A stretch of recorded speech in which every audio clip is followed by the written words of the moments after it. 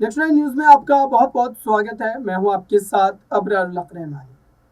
मेरा खास प्रोग्राम मुद्दा का में आज हम चर्चा करने जा रहे हैं उत्तर प्रदेश के दो बड़े चेहरों को लेकर। और इस खास प्रोग्राम में मैं कई दिनों से इस बात की चर्चा कर रहा हूं ताकि आपको हर एक अपडेट, हर एक जानकारी जो है वो पहुंचती रहे। और दरअसल इस बात की चर्चा इतनी ज्यादा प्रमुखता से, इतनी ज्यादा आप कह सकते हैं कि तवज्जो के साथ इसलिए भी करने का यहाँ पर मन है क्योंकि उत्तर प्रदेश में सबसे बड़ा राजनीतिक मेला लगता है। उत्तर प्रदेश में ही सबसे ज्यादा लोकसभा की सीटें हैं और इस वजह से ही ये माना जा रहा है कि उत्तर प्रदेश में कहीं ना कहीं इस बात को लेकर के, इस पक्ष को लेकर के सबसे ज्यादा राजनीतिक का जो है चिंतन मंथन की जरूरत है। आज मैं आपको ये बता दूं दर्शकों कि लगातार जिन जिन मुद्दों को लेकर के, जिन जिन बातों को लेकर के, जिन जिन पक्षों को लेकर के ये बातें कही जाती रही है और ये दावे किए जाते रहे कि आखिरकार मायावती चंद्रशेखर रावण को लेकर के जो यहाँ पर गठबंधन का चर्चा होता है या फिर गठबंधन को लेकर के जो स्थिति बनने की बात कही जाती है, उसमें आखिरकार सच्चाई कितनी है, उसमें आखिरकार हकीकत कितना है।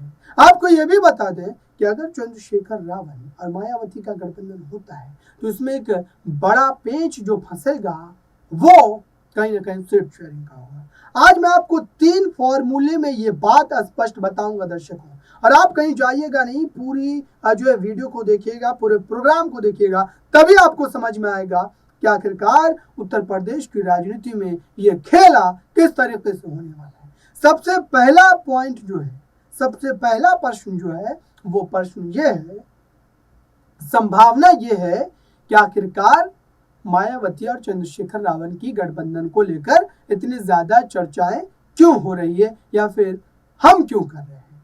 दरअसल देखिए, उत्तर प्रदेश की राजनीति में इस वक्त मायावती की भी कोई राजनीतिक हैसियत आंकड़ों के लिहाज से अगर देखा जाए तो बड़ा नजर नहीं आता है।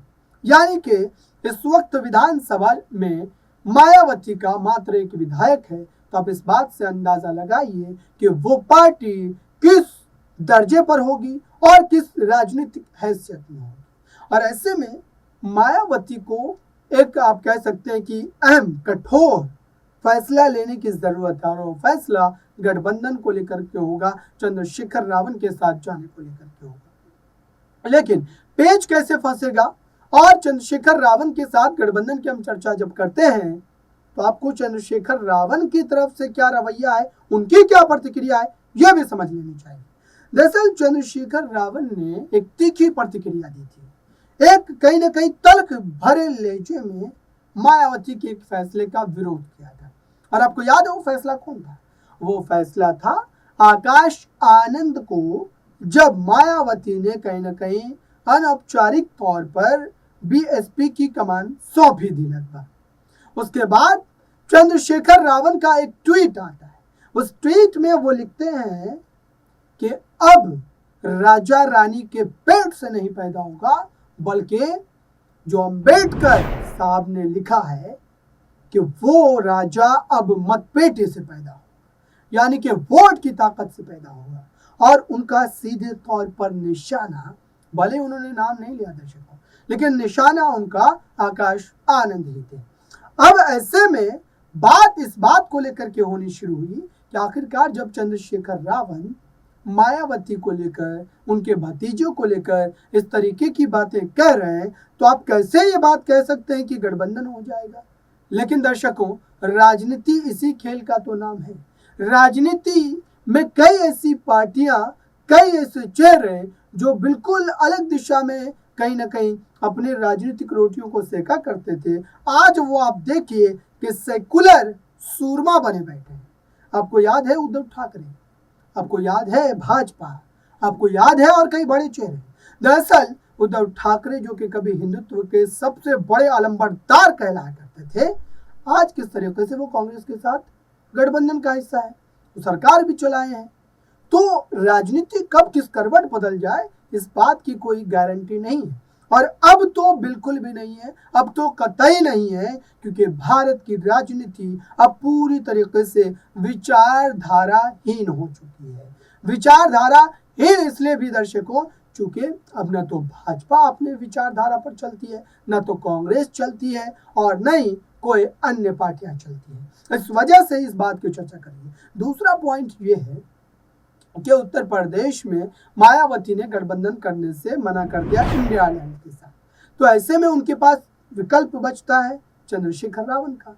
चंद्रशेखर रावण का विकल्प बचता है तो जाहिर सी बात है कि वो किसी और पार्टी के साथ तो जाना नहीं चाहेंगे, क्योंकि उन्हें पता है कि चंद्रशेखर रावण के साथ गठबंधन करने से उन्हें दो फायदा होगा। एक तो सीटों का फायदा, और दूसरा वोट के बिखराव का कहीं ना कहीं यहाँ पर जो डर है वो उससे बच जाएंगे। तो ये दो फायदे जो है उन्हें साफ तौर पर होते हुए नजर आएंगे। तो ये दो पॉइंट थे दर्शकों। और तीसरा पॉइंट, और एक आखिरी पॉइंट आपको ये बता दूं मैं, तीसरा पॉइंट ये है कि मायावती भले ही लोकसभा चुनाव में सीटें 10, 11, 12 जो भी जीतने का मादा रखती हो वो तो है उनके पास, लेकिन भारतीय जनता पार्टी ने जिस तरीके से उत्तर प्रदेश में अपनी राजनीतिक साख की उस जो है झंडे को गाड़ दिया है, क्या उसके बावजूद भी भाजपा की तरफ जो तमाम वोट बैंक चले गए हैं दलित के, उनको वो अपनी तरफ शिफ्ट कर पाएंगे?